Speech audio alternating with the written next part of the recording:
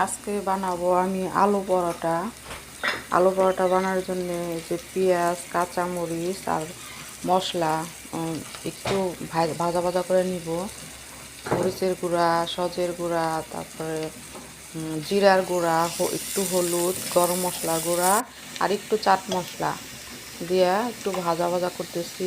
একটু নরম হয়ে গেলে, মশলাটা কষানো হয়ে গেলে রাইখা দেব। আর এইখানে আমি আটা, চিনি, লবণ, তেল দিয়ে মাইখা রাখছিলাম। ওইটা এই যে মুট করে দেখলে বোঝা যায় যে হয়ে গেছে।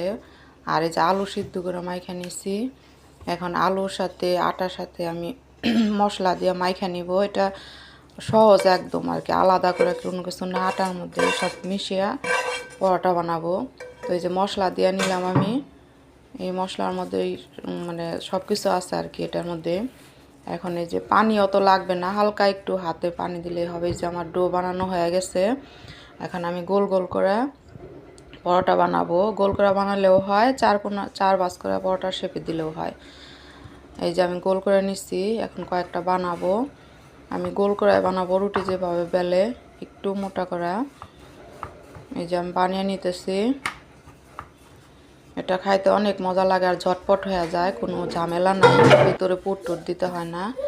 এই যে পরোটা ভাজতেছি, আর আমি পরোটা একটু ঘি দিয়ে ভাজতেছি। ঘি দিয়ে ভাজলে বেশি মজা লাগে।